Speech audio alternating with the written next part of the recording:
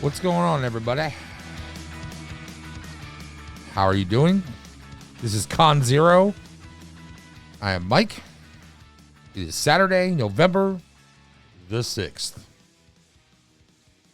I'm so glad it's Saturday. The weather here today is beautiful. It's like 72 degrees outside. There's no humidity. It's got a nice cool breeze. Man, you can't ask for anything better than that. See, where we live in the middle of July and August, your car, like you say you go to a mall, not that anybody goes to a mall anymore, but anywhere, just going out, you have to go shopping somewhere, to the grocery store, whatever. You park your car outside. You can have windows that were painted black with the tint was so dark. Well, it doesn't matter. All right? That only helps you once you get your air conditioning to cool the car down, that the car doesn't heat back up as quick.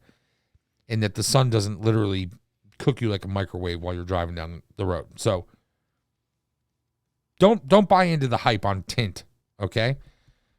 So anyways, you go in the grocery market, and when you come out, first of all, we've already covered before that when you come out, it's like breathing in cobwebs. It's so hot. But then you open the door to your car, truck, whatever you're driving, and this blast, and I mean a blast of hot air comes out.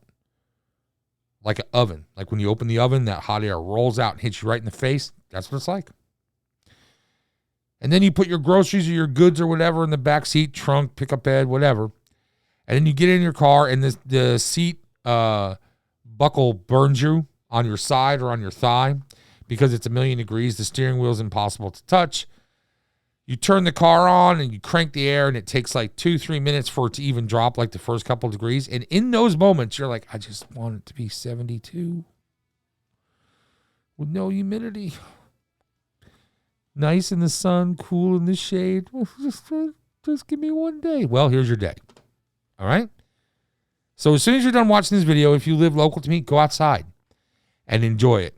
Okay? Because the sun's out right now, and it is beautiful. Anywho. So listen, I want to drop this video real quick. I had enough of this chick. Enough of her. She's trash. She's so garbage that Oscar the Grouch wants to live inside of her. That's how garbage she is. There's 2 videos that have been making the rounds. One of them is quite old, and one of them is from not so long ago. And it just kind of sums up who this chick is. I mean, there's a lot of footage out there of Rashida Tlaib being a complete and total lunatic. A lot of footage. I mean, this broad says some dumb shit. I mean, I know dumb shit. I say it all the time. And this chick is a champion. She's a master of it. Some people say wordsmith. I say dumb shit smith. All right? That's what she is. And she's a bit mental. Okay? So I don't want to take long with this because you know me. I will ramble on about crazy people forever. All right? So here's some video footage. This is her giving a, quote, emotional house floor speech about the January 6th riots. And I'm going to point a couple things out with it. It's 3:58. We're not going to watch the whole thing, but I want to point a couple things out about what's going on here, okay? So let's make sure I pod you guys up so you can hear this nutcase. Here we go.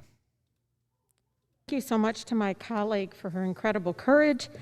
I asked her to go last because I get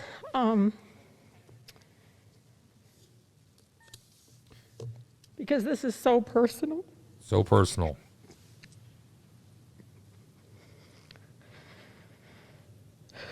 This is so hard because, as many of my colleagues know, my closest colleagues know, on my very first day of orientation, I got my first death threat. It was a serious one. They took me aside. The FBI had to go to the gentleman's home.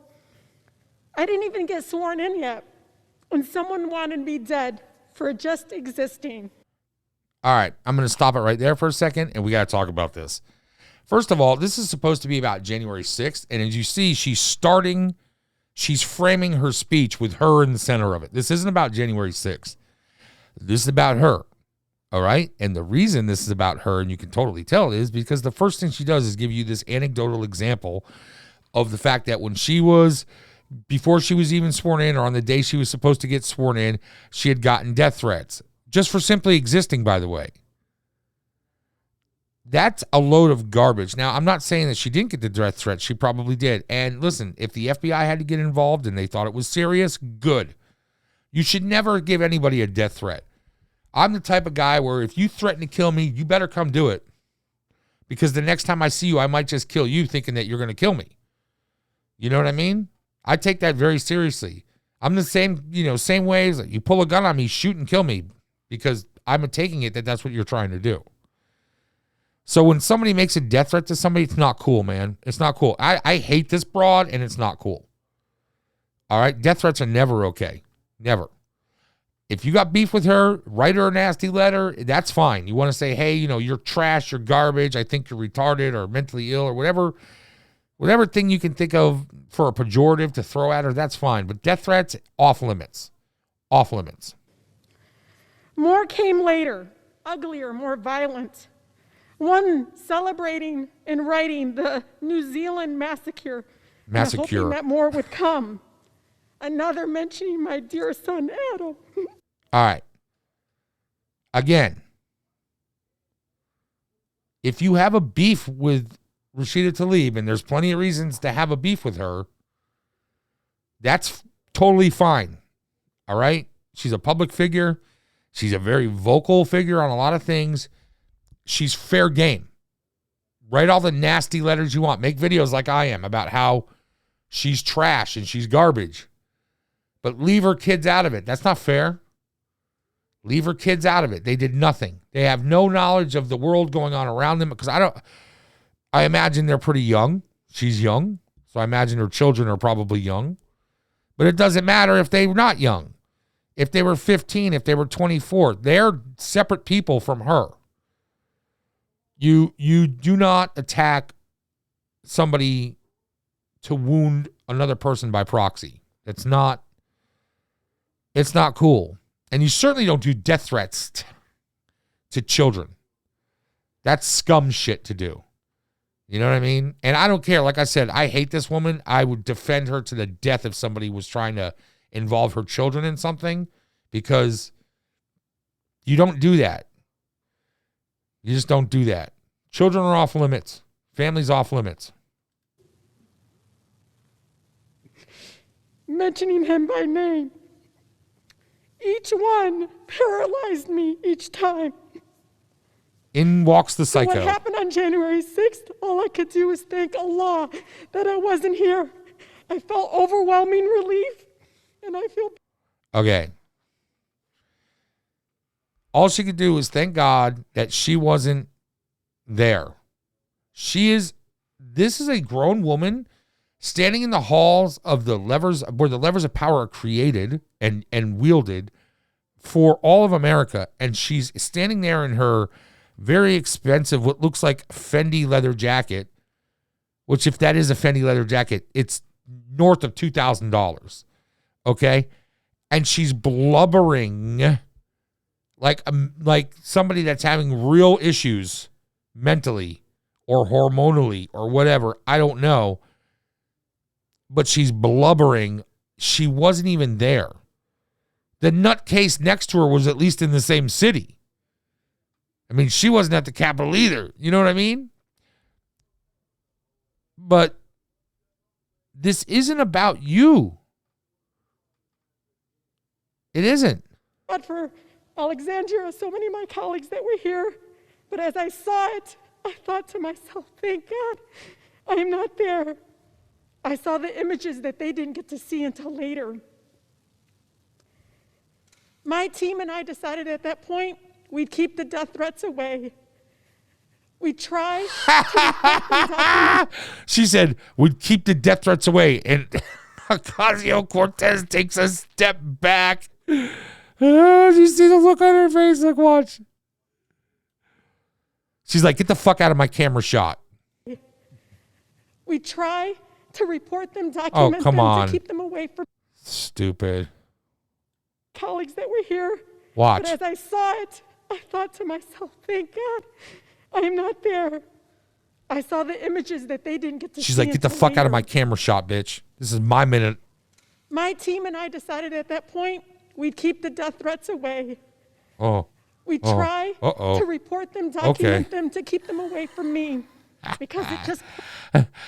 Her team, they keep the threats away from me. Is this about January 6th in the Capitol, or is this about Rashida Tlaib's story hour? It's Rashida Tlaib story hour is what it is. That's what it is. She's a nutcase.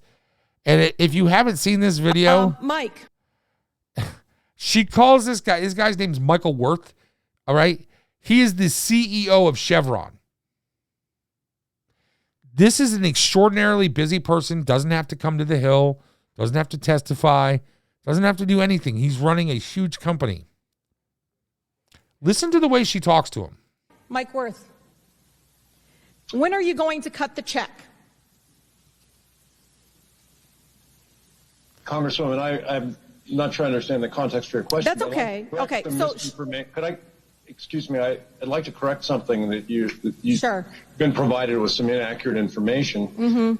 Noble Energy was not a subsidiary of Chevron in 2000. Okay, you can submit it for the record, sir. So Chevron, you can submit it to the committee. Chevron has about 70 serious cases of environmental and community abuses in 31 countries worldwide, owing over $50 billion in judgments and settlements. Checks, literally, settlement debts that you all have. So, Mike, when are you going to cut the check? Do you hear this shit? First of all, rude as fuck cutting him off when he's trying to explain something to her. Obviously, she made a statement before what we're actually seeing, where she obviously said something that had misinformation in it or incorrect information on it. And he was trying to correct her on that as a part of the record. And then she was like, no. The cameras are on right now. People know what's happening right now. So you can submit it for the record later. You know, of course, for people, they're not going to go look up the record. You know what I mean? They're going to watch this on PBS or C-SPAN or whatever. They're not going to go and look up the record after the fact to have explained what she is misrepresenting. And she knows that. And then she says to him, so, Mike, when are you going to cut the check? Who the fuck do you think you're talking to? Serious. Listen to the way she talks to this guy. She's talking about stuff that's just flat out not true. Listen. Congresswoman, I'm not familiar with the number you... When are you going to cut the $50 billion check that you owe? It went through the courts. You owe $50 billion to communities in 31 countries. Congresswoman, I'd be happy to take a look at the source for your information on this and get back to you on it, because I have no understanding of what... Well, I have a message for you. Okay. So we're going to get into this message here. It's a minute and 6 seconds long, more of the video. But first, I just want to say something. She's a psychopath, right? This is psychopathic behavior. She's performing for the camera. And she knows she is, because in a minute you're going to see. And I've watched this clip already. All right? She's going to stare into the camera and start selling something. Understand when I say selling something, she's making a statement for a movement. And it's batshit crazy. Understand, this guy has no idea what she's talking about. He has no idea. Now listen to what she says and how threatening it sounds. Chevron CEO. I mean, you made what, $29 million last year in poisoning the planet? Doesn't matter how much he made. Mr. Worth, you can't arrest us all. You can't arrest the truth. What's she talking about? Do you understand what I'm trying to say to you? No, he doesn't. He made that clear. Congresswoman, I am not exactly following. So you're targeting and actions against the human rights lawyer Dotzinger. I mean, what you did there, your company, maybe through subsidiaries, I don't know. I just want to She said that you were targeting and harassing this lawyer, maybe your company, maybe through subsidiaries, I don't know. Then why are you accusing him if you don't know? Now look, now see her, she's looking right in the camera. She's addressing these moronic people in whatever movement she's out there to represent today, because she's anybody's dog for a bone. Because she's garbage. She's trash. And this is what trash is like. Mind you, there are more of us than there are of you. You can poison the planet to make money, but we're going to defend the planet so we can live.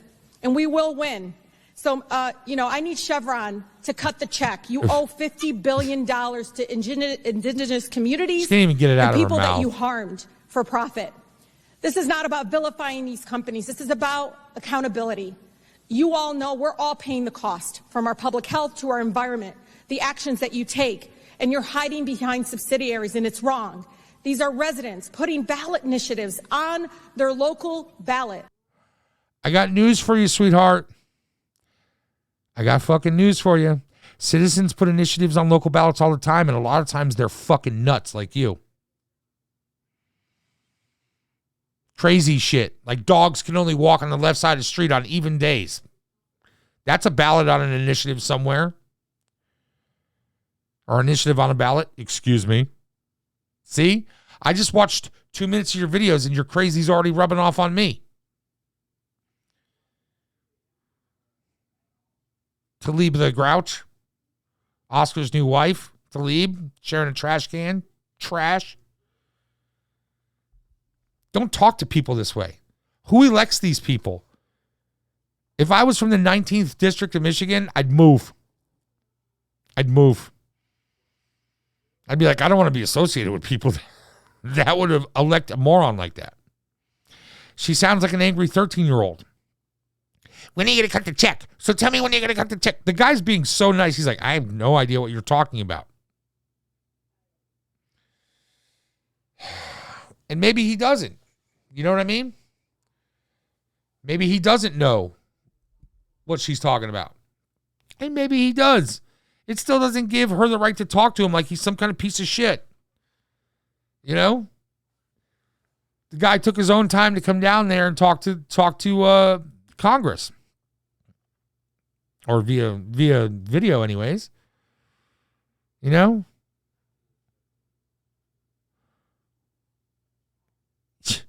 There's more of us than there are of you. You can't beat us. Do you understand that probably 96 to 97% of the things that you interact with in your life is because of petroleum? Here, I'll do you one better, 100%. Because everything has to do with petroleum products.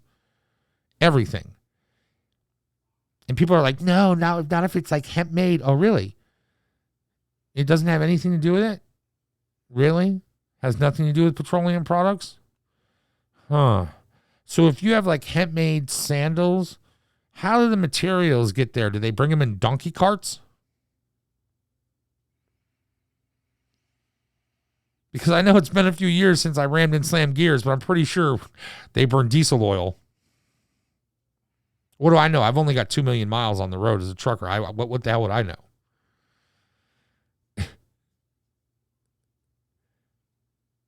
People are like, well, they'll use electric trucks. Yeah. We'll see. We'll see. Maybe they will one day. But those electric trucks are going to have to run on wheels. And those rubber tires are made out of, guess what? You sound like a moron. You're a trash person. I don't know why anybody would ever elect you or put up with you. I just don't know. And I can't figure it out.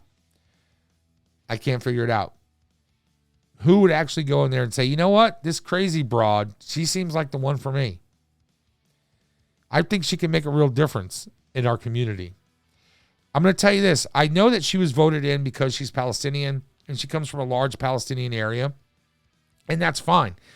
If you're a Palestinian and you want to have representation in government, I understand. But that's probably not the asshole that I would pick to do it because no one takes her seriously. And whatever cause you may or may not have, she's not going to get it addressed. No one likes her. Do you understand? So if you're a Palestinian and you voted for her because you wanted to have representation in government, you picked the wrong pony. She's just making you look bad, right? Oh, shit. telling you what, man, people. I'm getting out of here. Why, it's still early. All right, everybody. This is Con Zero. I've been Mike, and I'll be Mike tomorrow and the next day. It's Groundhog's Day for my name. It's Saturday night. Go do your thing. Make your Sunday full of regrets from the night before. I'll see you tomorrow.